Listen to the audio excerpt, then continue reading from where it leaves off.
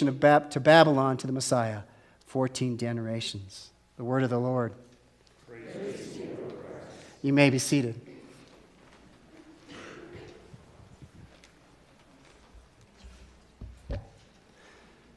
Boy, I warmed up the crowd with those names, didn't I? That's a stirring gospel. That gets your blood flowing, and you're so excited about what I'm going to say about 3 sets of 14 generations and so forth. Yeah, it is. It's a crazy thing. But, here Matthew decides to put a genealogy at the front of his gospel. Wow, what's that about? And not only did he put a genealogy at the front of his gospel, but the whole New Testament, when they put that together, Matthew's the first one, so at the front of the New Testament, they put a genealogy. Once again going, okay, why, what's going on with all of that? They thought it important. I think Matthew thought it was important for 2 reasons. First and foremost, what he obviously states is he wants you to know that Jesus in particular was part of the promises given to Abraham and Sarah. The promises to be a blessing to all nations, and as we read in the first reading today, that God would be their God throughout all generations. That God would have them throughout all generations. So those promises of Abraham, Jesus is in the line of that, and of course, and secondly, of David. And David, again, was the promise to have a messianic promise, to have someone on the throne forever. And that Jesus was a fulfillment of these promises, that he was in this family line, and these promises are coming to fruition in a new and greater way in Jesus. But having said that, I think there's a second reason. And it comes from the reason of genealogies, I think, at their best in general. Genealogies, our families, who go before us, set the stage for us. They shape us who we are in terms of our values, in terms of how we act in the world, the directions we face. They really set the stage, and we just end up there, and that stage has a lot to say about how we're formed. And when we think of them, what makes genealogies important are the stories in particular. It's kind of like, just the names and dates of genealogies, places, stuff like that, the kind of, quote, hard facts of them. They're kind of like bones in our skeleton. Not very interesting. We don't remember all the names of the bones in our skeleton. There's 206. I looked it up. Okay, moving on. But anyway, it's what flesh and life and blood and history that make us alive as people. So the stories to the genealogy, those names and dates and places, make them alive.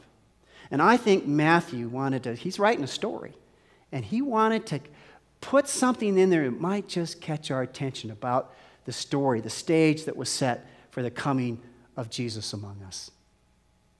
I think he had a very specific plan, and what he does, and some people have criticized him for this, is his genealogy has left some names out. For instance, he's left out 4 kings of Judah. Some of the worst kings of Judah, by the way, but he left them out. And I don't think you noticed that. Anybody here notice that? Go ahead, raise your hand. Any of the old pastors, they're not even raising there. So no one noticed that he left out 4 kings of Judah. But what I think the people he wrote to, I don't think they noticed that either, but what they did notice was something he did that was very unusual, surprising, maybe shocking. He put in 4 women's names. And that wasn't done.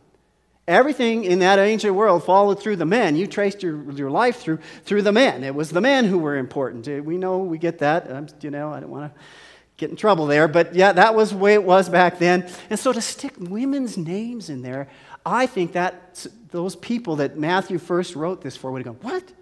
Where? Huh? Where? What? Really? He put those people in there. And so I want to run with those people because I think they are setting the stage, the tone, the values. Giving us something of this story of Jesus that, wait a second, maybe whets our appetite, gives us a hint of what it's like, how God works, how God will work through Jesus. So the first one is Tamar. Now Tamar's back in the Genesis days. So it goes Abraham, Isaac, Jacob. Jacob has the 12 sons, 12 tribes, one of which is Judah. Okay, so we're talking Judah now. All right, and Judah has 3 sons. His first son, marries Tamar. So marries Tamar. And was so displeasing to the Lord that he dies. And again, in that day, that leaves Tamar as a widow. And that's a tough place to be in the ancient world because women couldn't get jobs, they couldn't own property. I mean, they're really beholden to men in that structure of that day. And so what they did to take care of them, they gave them to the next son. So the widow goes to the next son, Onan, who was so displeasing to the Lord that the Lord kills him, has him dead. Well, that gets to the third son of Judah, the last son of Judah. The problem with that son is he's too small. He's too young to get married. Now what do? Judah says, well, I make you a promise, Tamar. I tell you what, when you get old enough, when he gets old enough, you'll be under his care. I'll give you to my third son here, this young boy, when he gets old enough. Yeah. That worked out really well because the boy grows up, everybody's getting older, and Judah doesn't follow through. So now Tamar's left out with nothing. And she doesn't like it. She realizes she has no future. She has no justice for her. She can't do anything about Judah and his not taking care of things. So what does she do? She hatches a plan, a brazen plan. She dresses up as a prostitute. This is adult today. And she goes out on the side of the road in Judah, where Judah's going to go, and she seduces him and has him come in, and he can't pay. So she demands that he give him the staff. This isn't the Bible, by the way. I'm not making this stuff up, just so you know. His staff, his seal, and his cord as payment. And she hangs on to this. And you know what? Some months later, they find out that Tamar's pregnant. And she should not be pregnant. And this is a terrible thing back in the day. You could be killed for this, as Mary could have been killed for this. And she's hauled in before Judah for judgment. And she just pronounces, the one that made me pregnant is the one who gave me this staff, this cord, and this seal. And Judah's jaw, I think, hits the floor, right? Then and he says, you are more in the right than I. You are more in the right than I. And he takes her as his wife then, and under his care. So who do we have in the line of Jesus? Who is setting the stage for Jesus? This brazen woman who does something that is really arguably scandalous in the day, that she might have justice and a future for herself. And God says, that's the one, that's the line I'm going to go through. Set the stage for Jesus, this bold woman who says, I got to do something. I got to take this risk, scandalous as it be. Well, the next one's Rahab. Well, now we got to the full-time prostitute. And she is in Jericho, the walled city, part of the people of Jericho. And the people of Israel are coming out of the wilderness to conquer the promised land. And she, for some reason, knows that God is with them. That God is behind these people. And she just knows her city's going to fall. And they send spies ahead. And they are noted by the people of Jericho. And they're worried about all this. So they start chasing them. And she hides them. So she hides these spies. And she talks to him and says, you've got to promise me this, that you will spare me and my family when you conquer this city, that I know God is with you, that you will spare me. And they said, yes, we will. And here's the sign. You put a crimson rope out your window of your place. And when all the walls came tumbling down, yours will be spared. So it happens. She helps them escape. And when it comes tumbling down, and then she marries into the Israelites and becomes a part of the people. Another woman who takes this huge risk. Think of the risk she's taking. Her life is on the line with this, hiding these spies, helping these spies. And she somehow, out of faith, knows it's right, and she does it. Heritage of Jesus. Well, next one's Ruth, and of course, the story of Ruth goes, she is a Moabite, and again in the Bible it says, no Moabite is allowed in the assembly of the Lord, Deuteronomy. She's not even welcome in the people of God, but she's married to an Israelite anyway. Isn't that interesting? Married to one anyway. And he dies. So now, again, she's got the widow's problem. She has no one, no place. She is without status in society. And so she talks to her mother-in-law, another Israelite, Naomi, and the drought hits, and she says, I'll go back with you. God, I think, wants me to go back with you to your land and to find a place. And of course, she starts working for a farmer named Boaz, and basically she seduces him. And once again, the line of Jesus.